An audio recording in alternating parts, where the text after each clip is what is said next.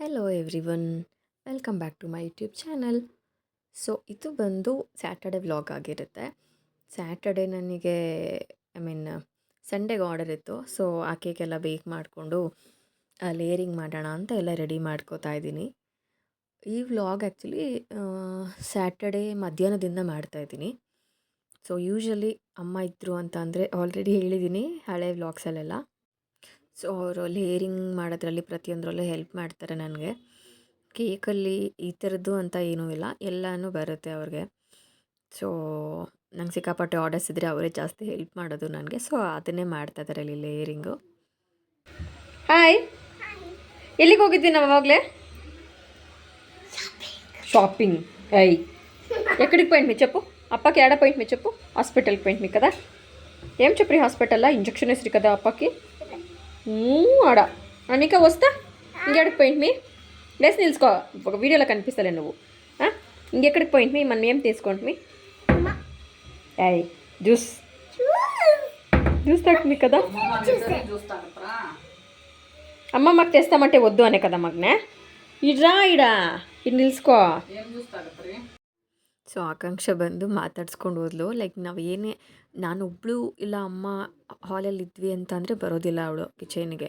ಇಬ್ಬರು ಕಿಚನಲ್ಲೇ ಇದ್ದೀವಿ ಅಂದರೆ ಇವರೇನೋ ಮಾಡ್ತಾ ಇದ್ದಾರೆ ಅಂತ ಬಂದು ನೋಡ್ಕೊಂಡು ಹೋಗ್ತಾಳೆ. ಸೊ ಬಂದು ನೋಡ್ಕೊಂಡು ಮಾತಾಡ್ಸ್ಕೊಂಡು ಹೋದ್ಲು. ಇದು ಬಂದು ಚಾಕೋ ಹೇಸಲ್ನಟ್ ಫ್ಲೇವರು. ಸೊ ಪ್ರಾಪರಾಗಿ ಇದು ಚಾಕ್ಲೇಟ್ ಬೇಸ್ ಬರುತ್ತೆ. ಚಾಕ್ಲೇಟ್ ಬೇಸ್ಗೆ ನಾವು ಲೇಯರಿಂಗಲ್ಲಿ ಕ್ರೀಮ್ ಜೊತೆಗೆ ಚಾಕ್ಲೇಟ್ ಸಾಸ್ ಹಾಕ್ತೀವಿ ಆ್ಯಂಡ್ ಚಾಕೋ ಚಿಪ್ಸ್ ಪ್ಲಸ್ ಹೇಸಲ್ನಟ್ಸು ಫುಲ್ಲೇ ಹಾಕಲ್ಲ. ಹೇಸಲ್ನಟ್ಸ್ನ ಮುಕ್ಕಾಲು ಭಾಗ ಅವ್ರು ಅರ್ಧ ಅದನ್ನು ಪೀಸಸ್ ಮಾಡಿಕೊಂಡು ಸ್ವಲ್ಪ ರಾಕ್ ಸಿಗ್ಬೇಕದು ನಮ್ಗೆ ತಿನ್ನಬೇಕಾದ್ರೆ ಆ ಥರ ಯೂಸ್ ಮಾಡ್ತೀರಿ ಹೇಸಲ್ನಟ್ಸ್ನ. ಆ್ಯಕ್ಚುಲಿ ಈ ಹೇಸಲ್ನಟ್ಸ್ ಕಾಂಬೋ ವಿತ್ ಚಾಕ್ಲೇಟ್ ಬೇಸ್ ತುಂಬ ರಿಚ್ ಆಗಿರುತ್ತೆ, ತುಂಬ ಪ್ರೀಮಿಯಮ್ ಆಗಿರುತ್ತೆ. ನನ್ನ ಹತ್ರ ಕೇಕ್ಸ್ ಆರ್ಡರ್ ಮಾಡಿರೋರಿಗೆ ಗೊತ್ತಿರುತ್ತೆ ಆ ಫ್ಲೇವರ್ ಎಷ್ಟು ರಿಚ್ ಆ್ಯಂಡ್ ಲಕ್ಸುರಿಯಾಗಿ ಟೇಸ್ಟ್ ಮಾಡುತ್ತೆ ಅಂತ ಹೇಳಿ. ನೀವು ಬೇಕರೀಸಲ್ಲೆಲ್ಲ ನೋಡ್ಬೋದು, ಪೇಸ್ಟ್ರೀಸ್ ಎಲ್ಲ ಸಿಂಗಲ್ ಪೀಸಸ್ ಬರುತ್ತೆ ನೋಡಿ.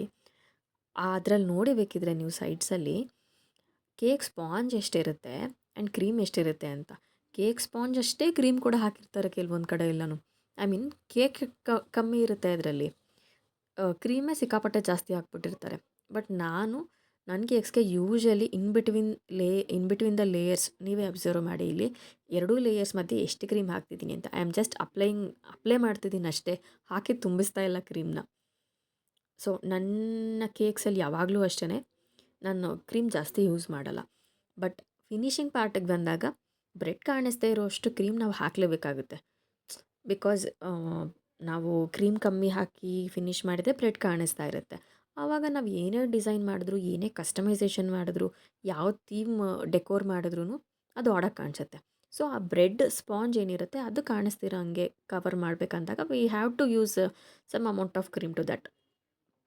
ಬೇಕ್ರೀಸಲ್ಲೆಲ್ಲ ನೀವು ಅಬ್ಸರ್ವ್ ಮಾಡಿ, ಸ್ಪಾಂಜು ಬ್ರೆಡ್ ಇರುತ್ತಲ್ಲ ಅದೊಂದು 250 ಗ್ರಾಮ್ಸಷ್ಟು ಅವ್ರು ತೊಗೊಂಡಿದ್ರೆ ಅದಕ್ಕೆ 500 ಗ್ರಾಮ್ಸಷ್ಟು ಕ್ರೀಮ್ ಹಾಕ್ಬಿಟ್ಟು ಇನ್ನು 250 ಗ್ರಾಮ್ಸಷ್ಟು ಶುಗರ್ ಸಿರಪ್ಪು ಮತ್ತು ಬೇರೆ ಫಿಲ್ಲಿಂಗು ಎಲ್ಲ ಹಾಕಿ ತುಂಬಿಸ್ಬಿಡ್ತಾರೆ. ಸೊ ಕ್ರೀಮೇ ನಿಮಗೆ ಅರ್ಧದಷ್ಟು ಕ್ರೀಮೇ ಇರುತ್ತೆ ಅದರಲ್ಲಿ. ಬಟ್ ನನ್ನ ಕೇಕ್ಸಲ್ಲಿ ಕ್ರೀಮ್ ಇರೋದಿಲ್ಲ. ಬೇಸ್ ಅರ್ಧ kg ಇತ್ತು ಅಂತ ಅಂದರೆ ಅದಕ್ಕೆ ಇನ್ನೊಂದು 1/4 kgಯಷ್ಟು ಶುಗರ್ ಸಿರಪ್ ಹಾಕ್ಬೋದು, ಫಿಲ್ಲಿಂಗ್ಸ್ ಹಾಕ್ಬೋದು, ಅದನ್ನೆಲ್ಲ ಯೂಸ್ ಮಾಡ್ತೀರಿ. ಇನ್ನೊಂದು 1/4 kgಯಷ್ಟು ಕ್ರೀಮ್ ಎಕ್ಸ್ಟ್ರಾ ಬೀಳುತ್ತೆ ನನಗೆ. 1 kgಗೆ ಹೇಳ್ತಾ ಇಲ್ಲ ನಾನು ಇದು ಲೆಕ್ಕ. 1 kgಗೆ ಏನಿಲ್ಲ ಅಂದರೂ ಒಂದು 100 to 150 grams of cream use ಮಾಡ್ಬೋದು ನಾನು. ಫಿನಿಷಿಂಗಿಗೆ ಅಷ್ಟೇ, 1/4 kgಯಷ್ಟು ಕೂಡ ಯೂಸ್ ಮಾಡಲ್ಲ. ಸೊ ಲೇಯರಿಂಗ್ ಎಲ್ಲ ಮುಗಿಸಿ ಫ್ರಿಜ್ಜಲ್ಲಿ ಎತ್ತಿಡ್ತಾ ಇದ್ದೀನಿ ಸ್ಪೇಸ್ ಮಾಡಿಕೊಂಡು. ಸೊ ಬೆಡ್ ಸ್ಪ್ರೆಡ್ಸ್ ಆರ್ಡರ್ ಮಾಡಿದ್ದೆ ನಾನು. ನನ್ನ ಮಗಳ 2 ಬೆಡ್ ಸ್ಪ್ರೆಡ್ಸ್ನ ಇಟ್ಕೊಂಡು ಆಟ ಆಡ್ತಾ ಇದ್ದಾಳೆ ಬೆಡ್ ಮೇಲೆ. ಸ್ಪೆಕ್ಟಕಲ್ಸ್ ಕಾಣಿಸಿದ್ರೆ ಸಾಕು ಅದನ್ನ ಹಾಕ್ಕೊಳ್ಳೋದು, ಮಿರರಲ್ಲಿ ನೋಡ್ಕೊಳ್ಳೋದು, ಅದೇ ಒಂದು ಕೆಲಸ ನನ್ನ ಮಗಳಿಗೆ. ಸೊ ಇದೆರಡು ಆರ್ಡ್ರ್ ಮಾಡಿದೆ. ಒಂಥರ ಚೆನ್ನಾಗಿದೆ ಫ್ಲೋರಲ್ ಪ್ರಿಂಟ್ಸ್ ವೈಟ್ ಮೇಲೆ. ಬಟ್ ಏನಂದರೆ ಬೇಗ ಗಲೀಜಾಗಿಬಿಡುತ್ತೆ ವೈಟು. ಬಟ್ ಅದೇನು ಕ್ಲಾಸಿಯಾಗಿ ಕಾಣಿಸೋ ಅಂಥ ಕಲರ್ಸ್ ಅಲ್ವಾ. ಆ್ಯಕ್ಚುಲಿ ಈ ಕೇಕ್ ಬಂದು ನಾನು ಲಾಸ್ಟ್ ವ್ಲಾಗ್ ಪೋಸ್ಟ್ ಮಾಡಿದ್ನಲ್ವ, ಬರ್ಡೇ ಫಂಕ್ಷನಿಗೆ ಹೋಗಿದ್ದೆ ಅಂತ ಹೇಳಿ, ತ್ರಿಷಿಕಾ ಫಸ್ಟ್ ಬರ್ಡೇ ಅಂತ. ಸೊ ಆ ಕೇಕ್ ಪ್ರಾಸೆಸ್ ಇದೆಲ್ಲನೂ ಅದು ಆ್ಯಕ್ಚುಲಿ 2 ಟೈರ್ ಕೇಕು. ನಾನು ಜಸ್ಟ್ ಮೇಲೆ ಟಾಪ್ ಟೈರ್ನ ಲೇಯರ್ ಮಾಡೋದು ಮಾತ್ರ ರೆಕಾರ್ಡ್ ಮಾಡ್ಕೊಂಡು ಹಾಕಿದ್ದೀನಿ. ಜಸ್ಟ್ ಬಿಕಾಸ್ ನನ್ನ ಕಸ್ಟಮರ್ಸ್ಗೆ ಆಗ್ಬೋದು, ನನ್ನ ಸಬ್ಸ್ಕ್ರೈಬರ್ಸ್ಗೆ ಆಗ್ಬೋದು, ನಾನು ಮಾಡೋವಂಥ ಕೇಕ್ಸು ಯಾವ ಥರ ಮಾಡ್ತೀನಿ ಅನ್ನೋದೊಂದು ಐಡಿಯಾ ಸಿಗಲಿ ಅಂತ. ನನ್ನ ಮಗಳು ಮನೇಲಿದ್ಲು ಅಂದರೆ ಸಾಕಪ್ಪ, ನಾನು ಏನು ಕೆಲಸ ಮಾಡ್ತಿದ್ರು ಹೆಲ್ಪ್ ಮಾಡೋಕ್ಕೆ ಬರ್ತಾನೆ ಇರ್ತಾಳೆ. ಸೊ ಬೆಡ್ ಸ್ಪ್ರೆಡ್ ಎಲ್ಲ ಚೇಂಜ್ ಮಾಡೋಣ ಅಂತ ಹೇಳಿ ಚೇಂಜ್ ಮಾಡ್ತಾಯಿದ್ದೀನಿ.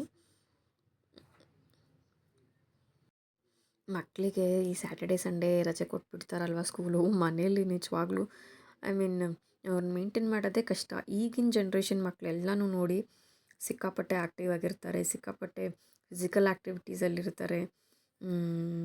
ಐ ಮೀನ್ ತಲೆರಟೆ ತೀಟ ಎಲ್ಲ ಸ್ವಲ್ಪ ಜಾಸ್ತಿನೇ. ಎಲ್ಲ ಮಕ್ಕಳು ಅಂತಲ್ಲ, ಬಟ್ ಟು ದ ಮ್ಯಾಕ್ಸಿಮಮ್ ಎಲ್ಲರೂ ಹಾಗೆ ಇರ್ತಾರೆ. ನನ್ನ ಮಗಳು ಕೂಡ ಅಷ್ಟೇ. ಅವಳನ್ನ ನೋಡಿರೋರು ಪ್ರತಿಯೊಬ್ಬರಿಗೂ ಗೊತ್ತಿರುತ್ತೆ ಅವಳು ಎಷ್ಟು ನಾಟಿ ಅಂತ ಹೇಳಿ. ನಾನು ಇಟ್ಕೋತೀನಮ್ಮ, ನಾನು ಹೆಲ್ಪ್ ಮಾಡ್ತೀನಿ ಅಂತ ಬೆಡ್ ಸ್ಪ್ರೆಡ್ ಹಾಕುವಾಗ ನೋಡಿ ಮೇಲೆ ಬಂದು ನಿಂತ್ಕೊಂಡು ಜಂಪ್ ಮಾಡ್ತಾ ಇದ್ದಾಳೆ. ನಾನು ಯೂಶ್ವಲಿ ಆ ಥರ ಬೆಡ್ ಮೇಲೆಲ್ಲ ಜಂಪ್ ಮಾಡ್ಸೋಕ್ಕೆ ಬಿಡೋಲ್ಲ. ಬಿಕಾಸ್ ಅವಳು ಚಿಕ್ಕವಳಿದ್ದಾಗ ನಿಯರ್ಲಿ 1.5 ಇಯರ್ ಇದ್ದಾಗ ಅನಿಸುತ್ತೆ, ಹಾಗೆ ಬೆಡ್ ಮೇಲೆ ಜಂಪ್ ಮಾಡಬೇಕಾದ್ರೆ ನಮ್ಮ ಬೆಡ್ ಮೇಲೆ ಆರ್ಚ್ ಇದೆ ನೋಡಿ, ಆ ಹಿಂದೆಗಡೆ ಆ ಡಿಸೈನ್ ಥರ, ಅದಕ್ಕೆ ಕರೆಕ್ಟಾಗಿ ಹೋಗಿ ಲಿಪ್ಸ್ ತಗಲಿ, ಲಿಪ್ಸ್ ಕೆಳಗಡೆ ಓಪನ್ ಆಗಿಬಿಟ್ಟಿತ್ತು ಒಳಗೆ. ಲಿಪ್ಸ್ ಆ್ಯಂಡ್ ಚಿನ್ ಬಿಟ್ವೀನ್ ಇದಿರುತ್ತೆ ಅಲ್ವಾ, ಅಲ್ಲಿ ಕರೆಕ್ಟಾಗಿ ಓಪನ್ ಆಗಿ ಫುಲ್ಲು ಬ್ಲೀಡ್ ಆಗಿಬಿಟ್ಟಿತ್ತು. ಸೊ ಅದೊಂದು ಭಯ ನನಗೆ, ಏನಾದರೂ ಒಂದು ಮಾಡ್ಕೋತಾಳೆ ಅವಳು ಅಂತ ನನಗೆ ಸಿಕ್ಕಾಪಟ್ಟೆ ಭಯ. ಅದಕ್ಕೆ ಜಂಪ್ ಮಾಡಬೇಡ ಅಂತ ಹೇಳ್ತಾ ಇರ್ತೀನಿ. ಬಟ್ ಈಗ ಅವಳಿಗೆ ಚೆನ್ನಾಗಿ ಬ್ಯಾಲೆನ್ಸ್ ಮಾಡ್ತಾಳೆ. ಬೆಡ್ ಮೇಲೆ ಎಷ್ಟೇ ಜಂಪ್ ಮಾಡಿದ್ರು ಬೀಳ್ದಿದ್ದಂಗೆ ಬ್ಯಾಲೆನ್ಸ್ ಮಾಡ್ತಾಳೆ. ಬಟ್ ಸ್ಟಿಲ್ ನಮಗೊಂದು ಭಯ ಇರುತ್ತೆ ಅಲ್ವಾ, ಅಷ್ಟು ಫೋರ್ಸಾಗಿ ಜಂಪ್ ಮಾಡಬೇಕಾದ್ರೆ ಎಲ್ಲಿ ಬಿದ್ದು ಬಿಡ್ತಾಳೋ ಏನೋ ಅಂತ, ಆ ಥರ. ಸೊ ಸ್ಯಾಟರ್ಡೇಸ್ ಎಲ್ಲ ಐ ಮೀನ್ ಸ್ಯಾಟರ್ಡೇ ಎವ್ರಿ ವೀಕ್ನೂ ಅಷ್ಟೇ, ಎವ್ರಿ ಸ್ಯಾಟರ್ಡೇ ನಾನು ಬೆಡ್ ಸ್ಪ್ರೆಡ್ ಚೇಂಜ್ ಮಾಡ್ಕೊಳ್ಳೋದು. I mean Saturday or Sunday ಎರಡು ದಿನದಲ್ಲಿ ಯಾವತ್ತು ಫ್ರೀ ಇದ್ದರೆ ಅವತ್ತು ಮಾಡ್ಕೋತೀನಿ. ಯೂಶ್ವಲಿ ನನಗೆ ಸಂಡೇಸು ವೀಕೆಂಡ್ಸಲ್ಲೇ ಸಿಕ್ಕಾಪಟ್ಟೆ ಆರ್ಡರ್ಸ್ ಇರುತ್ತೆ. ಎಲ್ಲರೂ ವೀಕೆಂಡ್ಸಲ್ಲಿ ಆಚೆ ಹೋಗಿ ಐ ಮೀನ್ ರಜೆ ಇರುತ್ತೆ ಅಂತ ಆಚೆ ಹೋಗ್ತಾರೆ, ಎಲ್ಲಿಗೆ ಬೇಕೋ ಅಲ್ಲಿ ಪಾರ್ಟೀಸ್ ಮಾಡ್ತಾರೆ. ಬಟ್ ನನಗೆ ಆ ಥರ ಆಗೋದೇ ಇಲ್ಲ.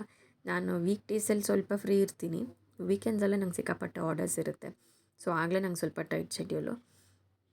ಬಿಕಾಸ್ ವೀಕೆಂಡ್ಸಲ್ಲೇ ತುಂಬ ಜನ ಬರ್ಡೇ ಪಾರ್ಟೀಸ್ ಆಗ್ಬೋದು, ಆ್ಯನಿವರ್ಸರೀಸ್ ಆಗ್ಬೋದು, ವೀಕ್ ಡೇಸಲ್ಲಿ ಬ್ಯುಸಿ ಇರ್ತಾರೆ ಅಂತ ವೀಕೆಂಡ್ಸಲ್ಲಿ ಹೋಸ್ಟ್ ಮಾಡ್ತಾರೆ. ಸೊ ಆರ್ಡರ್ಸ್ ಎಲ್ಲ ವೀಕೆಂಡ್ಸಲ್ಲಿ ನನಗಿರುತ್ತೆ. ಸೊ ಬೆಡ್ ಸ್ಪ್ರೆಡ್ ನೋಡಿ ಎಷ್ಟು ಚೆನ್ನಾಗಿ ಕಾಣಿಸ್ತಾ ಇದೆ ಅಲ್ವಾ. ಐ ಮೀನ್ ನಮ್ಮ ಮನೆಗೆ ಹೊಸ್ದಾಗಿ ಪೇಂಟ್ ಮಾಡಿ ವೈಟ್ ಪೇಂಟ್ ಮಾಡಿರೋದಕ್ಕೆ ಇದು ಕೂಡ ವೈಟ್ ಆಗಿರೋದ್ರಿಂದ ಒಂಥರ ಚೆನ್ನಾಗಿ ಕಾಣಿಸ್ತಾ ಇದೆ. ನನ್ನ ಮಗಳು ಪಿಲ್ಲೋ ಕವರ್ಸ್ ಎಲ್ಲ ಕಿತ್ತು ಕೊಡ್ತಾ ಇದ್ದಾಳೆ, ಪಿಲ್ಲೋಸ್ದು ಹಾಕಮ್ಮ ತಗೋ ಇದನ್ನು ಅಂತ ಹೇಳಿ. ಅವಳ ಕೈಲಿ ಎಷ್ಟಾದರೆ ಅಷ್ಟುವರೆಗೂ ನನಗೆ ಹೆಲ್ಪ್ ಮಾಡ್ತಾಳೆ. ಬಟ್ ಈ ಬೇಕ್ ಮಾಡಬೇಕಾದ್ರೆ, ಕೇಕ್ ಲೇಯರಿಂಗ್ ಮಾಡಬೇಕಾದ್ರೆ, ಫಿನಿಷಿಂಗ್ ಮಾಡಬೇಕಾದ್ರೆ ಬಂದಾಗ ನನ್ನ ಹತ್ರ ಪಾಪ ಬೈಸ್ಕೊತಾ ಇರ್ತಾಳೆ. ಬಿಕಾಸ್ ಅದು ಇನ್ನೇನಾದರೂ ಕೆಟ್ಟೋಗ್ಬಿಡ್ತು ಅಂದರೆ ಕಷ್ಟ ಆಗುತ್ತೆ ಅಂತೇಳಿ ನಾನು ಅದರಲ್ಲಿ ಇನ್ವಾಲ್ವ್ ಮಾಡ್ಕೊಳಕ್ಕೆ ಹೋಗಲ್ಲ ಅವಳನ್ನು. ಬಟ್ ಸ್ಟಿಲ್ ನಾನು ಬಾಕ್ಸಸ್ ಫೋಲ್ಡ್ ಮಾಡಬೇಕಾದ್ರೆ ಅದಕ್ಕೆಲ್ಲ ಬಂದು ಹೆಲ್ಪ್ ಮಾಡ್ತಾ ಇರ್ತಾಳೆ. ನಾನು ಫೋಲ್ಡ್ ಮಾಡಿಕೊಡ್ತೀನಿ ಕೊಡಮ್ಮ ಅಂತ. ಆ್ಯಂಡ್ ಒಂದು 50% ಅವಳಿಗೆ ಮಾಡೋಕ್ಕೂ ಬರುತ್ತೆ, ಇನ್ನೊಂದು 50% ಕರೆಕ್ಟಾಗಿ ಬರೋಲ್ಲ ಮಾಡೋಕ್ಕೆ. ನಾವು ಯಾರಾದರೂ ಇದ್ದು ಹಿಂಗೆ ಮಾಡು ಅಂದರೆ ನೀಟಾಗಿ ಮಾಡಿಕೊಡ್ತಾಳೆ. ನನ್ನ ಮನೇಲಿ ಕ್ಲೀನಿಂಗ್ ಆಗ್ಬೋದು, ಅವಳ ಆಟ ಸಾಮಾನೆಲ್ಲ ಕಿತ್ತುಬಿಟ್ರೆ ಅದನ್ನ ಎತ್ತಿಡಬೇಕು ಎಲ್ಲ ನೀಟಾಗಿ ಅಂತ ಹೇಳಿದರೆ ಯಾವ್ಯಾವ್ದು ಎಲ್ಲೆಲ್ಲಿರುತ್ತೆ ಎಲ್ಲ ಎತ್ತಿಟ್ಬಿಡ್ತಾಳೆ. ಸೋಫಾಗಳ ಮೇಲೆ ಯಾವುದಾದ್ರೂ ಬ್ಯಾಗ್ಸ್ ಇತ್ತು ಅಂದರು, ಎಕ್ಸ್ಟ್ರಾ ಕವರ್ಸ್ ಇತ್ತು ಅಂದರು, ಅದನ್ನು ಅಷ್ಟೇ ಎಲ್ಲೆಲ್ಲಿ ಇಡಬೇಕು ಅಲ್ಲೆಲ್ಲ ಎತ್ತಿಟ್ಬಿಡ್ತಾಳೆ. ಅದು ಆ್ಯಕ್ಚುಲಿ ಒಂದು ಒಳ್ಳೆ ಹ್ಯಾಬಿಟ್ಟು ಮಕ್ಕಳಿಗೆ.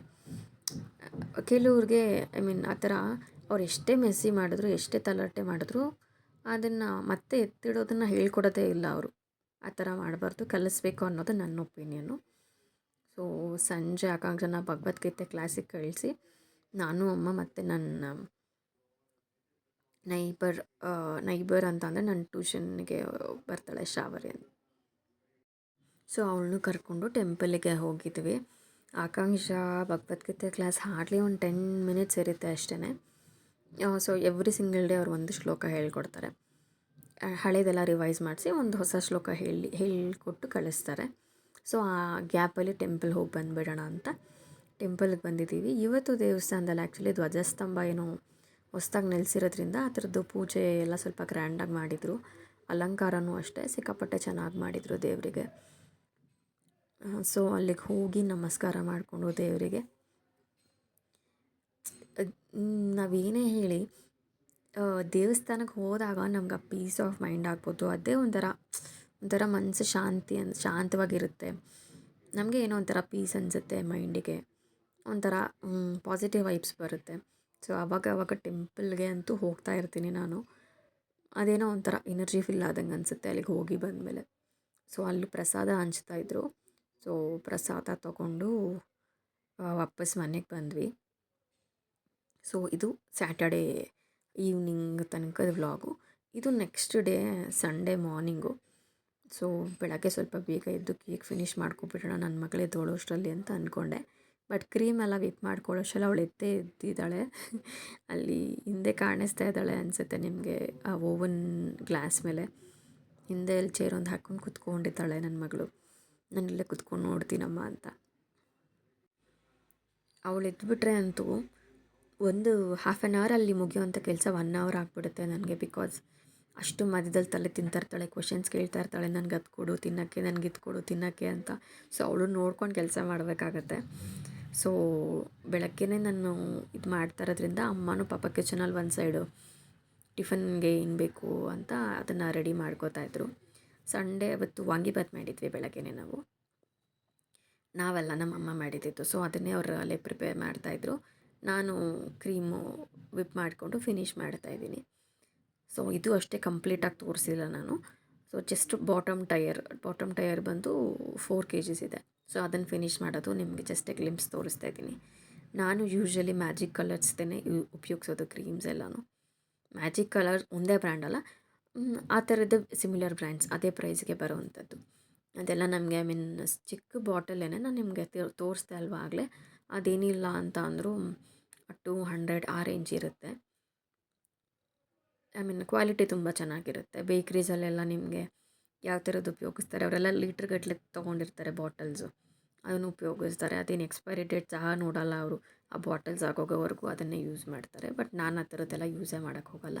ಸೊ ಅದರಿಂದನೇ ನನ್ನ ಕೇಕ್ಸ್ ಯಾವಾಗಲೂ ಸ್ವಲ್ಪ ಪ್ರೈಸ್ ಜಾಸ್ತಿ. ಸೊ ಇದೆಲ್ಲ ಬಾಟಮ್ ಟಯರ್ದು ಫಿನಿಶಿಂಗ್ ಮಾಡ್ತಾಯಿದ್ದೀನಿ. ಸೊ ಈ ಥರ ಇತ್ತು ಔಟ್ಲುಕ್ಕು. ಈ ವ್ಲಾಗ್ ನಿಮ್ಗೆ ಇಷ್ಟ ಆಗಿದ್ದರೆ ನಿಮ್ಮ ಫ್ರೆಂಡ್ಸ್ ಆ್ಯಂಡ್ ಫ್ಯಾಮಿಲಿಗೆ ಶೇರ್ ಮಾಡಿ ಆ್ಯಂಡ್ ಸಬ್ಸ್ಕ್ರೈಬ್ ಮಾಡ್ಕೊಂಡು ನೋಡಿ. Thanks for watching. ಬಾಯ್.